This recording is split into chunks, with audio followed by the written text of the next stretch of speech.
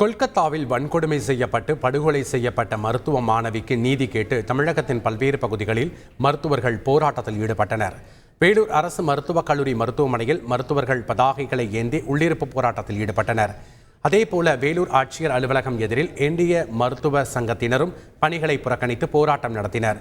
சென்னை குரோம்பேட்டையில் உள்ள தனியார் மருத்துவமனை முன்பு ஆர்ப்பாட்டத்தில் ஈடுபட்ட மருத்துவர்கள் மருத்துவர் பாதுகாப்பு சட்டத்தை மத்திய அரசு உடனடியாக நிறைவேற்ற வேண்டும் என வலியுறுத்தினர்.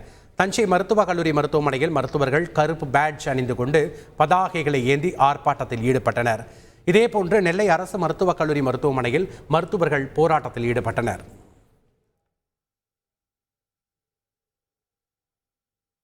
மருத்துவர்கள் வேலைநிறுத்த போராட்டம் தொடர்பாக பொதுமக்கள் புறநோயாளிகள் தெரிவித்த கருத்துக்களை தற்போது பார்க்கலாம்.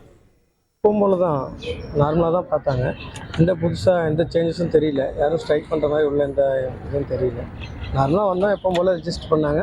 ஸ்கேன் சென்டர் போனோம், ஸ்கேன் பண்ணிட்டோம். எப்போ போல் தான் ட்ரீட் பண்ணி அனுப்புனாங்க. இதில் எந்த சேஞ்சஸும் எங்களுக்கு புதுசாக இருக்கிறவங்கலாம் கேட்டதுக்கு ஃபோன் பண்ணியிருக்கு வந்துடுவாங்கன்ட்டு அரை மணி நேரமாக உட்காந்துட்டு இருந்தோம். வந்தார், வந்துட்டு எல்லாம் பார்த்துட்டு இது வந்துட்டு அங்கே தான் கொண்டு போய் கொடுக்கணும்பா, இது இங்கே கொடுக்குறதில்ல அப்படின்னாங்க. மறுபடியும் இப்போ அங்கே போயிட்டு இருக்கிறோம். அதனால் 3 தாட்டி வந்துட்டு போயிட்டால் எங்களுக்கு சரியானபடி யாருமே சொல்லலை. அதாவது இந்த கம்பவுண்டரும்பாங்க, இந்த நர்ஸும்பாங்க, யாருமே அது தெளிவாக சொல்ல மாட்டேங்கிறாங்க. இந்த மாதிரி பண்ணுறதுனால எங்களுக்கு ரொம்ப குழப்பமாக இருக்குது. 170% எல்லாம் இப்படி தான் சொல்லுவாங்க. நீங்கள் பார்க்குறது ப்ரைவேட் ஹாஸ்பிட்டலும் இல்லை.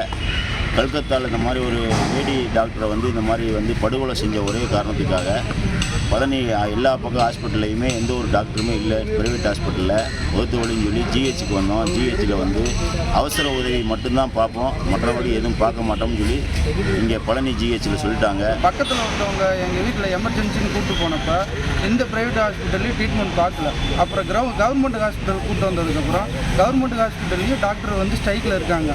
இதனால் நோயாளிகள் மிகுந்த அவதிக்குள்ளாகிறாங்க. செய்திகளை உடனுக்குடன் தெரிந்து கொள்ள உடனே சப்ஸ்கிரைப் பண்ணுங்க.